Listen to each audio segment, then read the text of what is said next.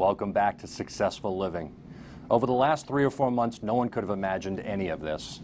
And as we sit here today in the financial markets, things I think for most people don't correlate as much. Things seem to be better than they are, and they feel like, okay, I think we're okay. And that is nothing to be said about, I guess, the real estate market, which seems to be reacting very positively and seems to be consistent. So we're joined by our real estate expert, Chad Kritzas from Home Smart Real Estate.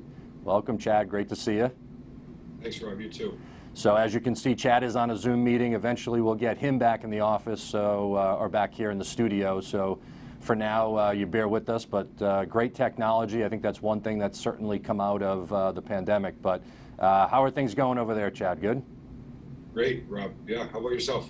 Yeah, no, things are great. So, you know, I think one of the things is where we wanted to jump right in is kind of get some idea of where we're at, you know, right now in the real estate market. And before we get to the statistics, just in general, you know, your general feel for where you guys are and what you're seeing out there. Thank you. That's a good question. I think to understand it, you need to understand the concept of inventory, meaning, you know, real estate that's currently for sale. So that's really what determines the difference between a buyer's and a seller's market. And I know we're going to touch a bit on the different numbers in each category, but you know, basically, if you have 6 months of inventory, meaning the number of sales, if not one more home came on the market and it took 6 months to sell all the inventory that's currently for sale, that's what's considered a balanced market. Okay. A buyer's market is anything, you know, 6, 8, 12 months of inventory, meaning it takes longer to sell what's currently for sale. The issue we're in right now is we have about 2 to 2.5 months of inventory. So if you looked at it on a scale, we're way over to a seller's market at the moment. I think we're going to touch on why, but I think going into this segment, that's a really important thing to imagine while we discuss this is we're really in the middle of a seller's market. Great. You know what, let's jump right in. If we can pull up that screenshot right there. You know, I think what you're talking about is on the right side here, that little barometer. Maybe start there and then work away, you know, around that if you can. Right. So when you look at that, we're breaking it down. I mean, the graph we're looking at is single family inventory. So your prices are up 3% on the median price to a new record high of 309. Sales are down 31%. But the issue with that is over the last few months, inventory has been down 33%. Right. So it's kind of balancing out. And when you look at those numbers, because what we really missed out on was we missed the spring market, the influx of inventory. Right? People stopped listing their homes for sale. They didn't want anybody inside their house. So the inventory and the sales numbers kind of dropped simultaneously to very similar numbers. Okay. And then when you look at multifamilies, it's very similar, up 14% in price, sales and inventory down 43%. I mean, huge declines in inventory reflect a lack of sales because there's nothing to sell. Right? We're seeing a lot more multiple offer situations. And then lastly, you know, condominiums, median price up another 5%, sales down 38%, and inventory down 23%. So it's kind of all over the board. It's very reflective of just a shortage of inventory. Yeah, I mean, to me, to you, does it always feel like, you know, I don't know, just historically in a gut feeling, you feel like, well, all this stuff that's going on in the world, like for me, it's like, shouldn't stock prices be down? Do you ever have that feel like, shouldn't people be selling less of their house and wanting to be stable? Do you ever get that feeling like, wow, this is kind of a surprise that it's stayed this good? It is. There's a couple of big factors. You know, where I live, you know, near the military base, and you know, for a while there, the military orders were deactivated, or if I don't know if that's the right word, but they weren't moving for a couple of months. And the guys that were on my street, I had a couple of Marine helicopter pilots, and they're gone. I mean, one just left for Germany, one just left for Japan. So that market, you know, is back in flourishing with once again, a shortage of homes for them. And then the overall market has stayed really busy. Basically, Tom Ferry said, who's a national speaker, we basically moved the spring market back 3 months. Wow. I mean, we're in the middle of what I would consider a spring market. I mean, there was a house yesterday at the market for $2.2 million. Yeah. Made an offer within a couple hours, and now they have 4 offers. I mean, it's unbelievable. Usually that house would sit for 2 or 3 months. I guess from an economic standpoint, you could say, we'll take it. There's a lot of that. Yeah. So tell us, and I think, I don't know if anyone had caught, depending on what the viewers have watched or not. You and I talked about this about 3 months ago, but I'd like to even take a barometer check of what does the process look like now from a buyer's standpoint? Especially, things have changed a little bit. Obviously, we're coming out of the pandemic, and it's a little different that you can still visit houses a little bit more. But what is the process looking like right now from a buyer's standpoint? Well, now more than ever, you have to go in fully prepared, meaning a lot of times listing agents are requiring you to have a pre-approval letter before they'll even let you in. So we have a bunch of big multifamilies and the seller's mandating you have to be approved. The other side of that is you shouldn't be going into these scenarios where there's multiple offer situations if you haven't taken the time to get the pre-approval done. Now, that's the most important part, because if you're waiting for that pre-approval, you're never going to win that bid on a home. Yeah. And not all houses are multiple offer situations, but you have to have a good mortgage broker, pre-approved, a good real estate agent that's watching the market and watching stuff as it's hitting the market, by the minute or by the hour, so that when something comes up, you can really move quickly to not miss out on your dream home. So it seems like things really haven't changed much from last year in a sense. If anything, it almost feels like it's a little bit better.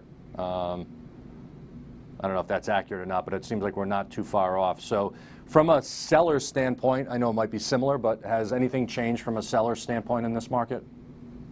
Yes, it's the whole protocol of showings has completely changed. Obviously, the mask and gloves are the obvious. We have resumed open houses over the last 30 days. Completely different scenario. We limit the number of people that can go in at a time. Sometimes we'll put 2 agents there, keep one at the door and one inside to kind of regulate. And really, we try in 15-minute intervals and don't let more than one group in at a time. That's and great. Really just limit the number of people. Things like broker tour, the things that we usually do on Thursday morning where we go look at everybody's listings, they're doing those virtually now on Zoom, and we're not doing any of those items. And that doesn't seem to have disturbed the process, right? I mean, it seems like you guys are moving forward with the use of technology and caution. Yes, absolutely. It's just, I think we're regulating everything a lot more. I haven't been to a closing in 3 months, which is a little odd. You don't go to the table More time anymore. for you to sell houses. Right, but I know one of the lawyers locally. They deliver the paperwork out to your car. Yeah. And they call you on Bluetooth and they talk you through the paperwork with masks and gloves on, and you keep the pen. So I think it's made a lot of changes in those simple things that we just did every day. Yeah.